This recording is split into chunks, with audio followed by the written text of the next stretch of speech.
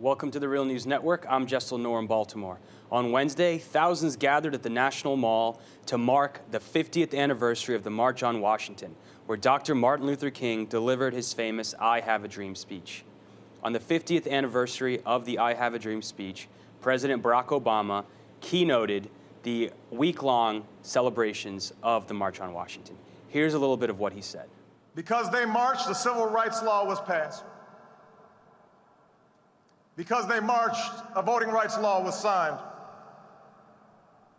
Because they marched, doors of opportunity and education swung open so their daughters and sons could finally imagine a life for themselves beyond washing somebody else's laundry or shining somebody else's shoes. Because they marched, city councils changed and state legislatures changed and Congress changed and yes, eventually the White House changed.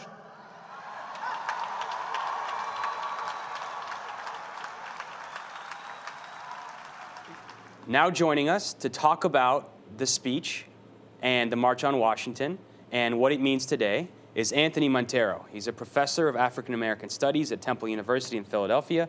Thank you so much for joining us. Thank you very much.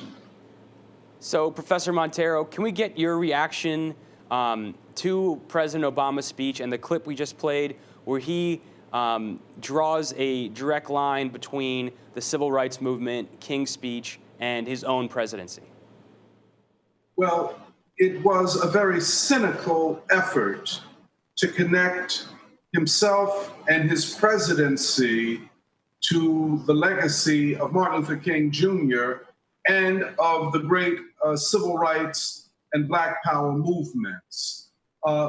However, when one examines his administration, you have to conclude that King and Barack Obama have nothing in common except the fact that they are African American men. So, Professor Monteiro, several times in this week-long commemoration of the March on Washington, and even in President Obama's own speech today, mass incarceration, the unequal opportunity and unequal access to jobs that African Americans face today was mentioned.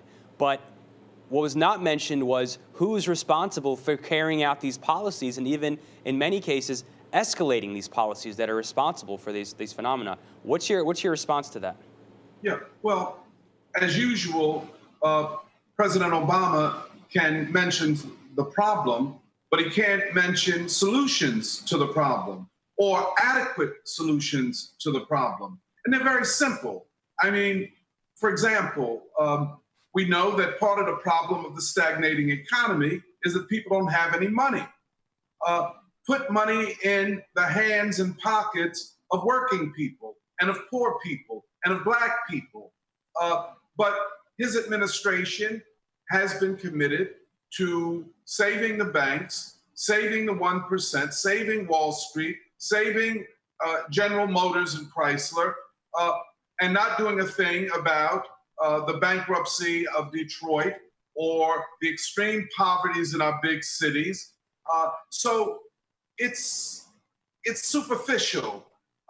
It's almost like phrase mongering because he does not ever address the question of solutions to these problems. And as the president, one would think that he has the power to begin to put forward an agenda of solutions. He never does it.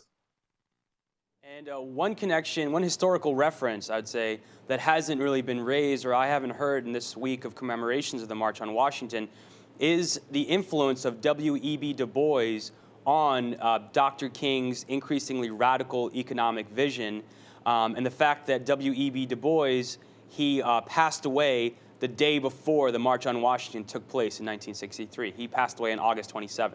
What's the connection? What is that connection? Well, in one sense, it's a symbolic passing of the baton from Du Bois and his generation to King and that generation. Now, that is not a small matter because W.E.B. Du Bois died in Ghana. before leaving this country to live the rest of his life in Ghana, he made a statement that capitalism as a system was unsustainable, and that rather than being a mechanism for the ending of racial inequality, it reproduces racial inequality. King would ultimately arrive at a similar conclusion. King would call, by 1966 and 1967, for a social democratic reorganization of the American economy, one that would put people before profits. At the same time, King, only a few years after the March on Washington, would embrace the anti-war, anti-imperialist position that Du Bois had taken, and for which Du Bois was indicted as an enemy of the nation, as an agent of a foreign government. So it is quite significant, this connection between W.E.B. Du Bois and Martin Luther King Jr. So we talked about King's increasingly radical economic vision, but that was also tied in to his critique of U.S. foreign policy. We'll play a clip of a speech King gave in 1967. The bombs in Vietnam exploded home. They destroyed the dream and possibility for a decent America.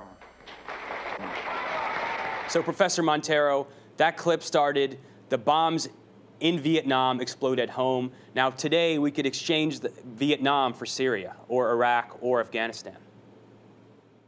There's no question about it. King's increasingly radical economic and anti-poverty and working class positions were connected to his growing opposition to the war in Vietnam and to American militarism. King was presenting, especially in that Riverside Church speech, a human rights agenda, in fact, a global human rights agenda. And he was linking the fight for human rights and labor rights and the rights of Black people to the struggle for human rights and national independence throughout the world. He had been an advocate and a supporter of African independence for at least a decade. He was present at the independence celebration of the first Black African nation to achieve independence, Ghana. And he gave a very moving speech entitled The Birth of a New Nation. By the time he gives the speech in 1967, he was convinced that not only was America on the wrong road in terms of its domestic, economic, and social policies, but it was on the wrong road in terms of its foreign policies, which he argued were increasingly driven by the interests of the military-industrial complex. This relates directly to President Obama's foreign policy. If Lyndon B. Johnson was unacceptable to Martin Luther King and a large part of the civil rights movement, Barack Obama, who is even to the right of Lyndon B. Johnson, at least Lyndon B. Johnson did not have a kill list and a drone war policy. If Lyndon B. Johnson was unacceptable to the civil rights movement in 1967, Barack Obama cannot be embraced by those who are genuinely concerned about civil rights and the interests of the poor. Professor Monteiro, thank you so much for joining us. Thank you very much. Thank you for joining us on the Real News Network.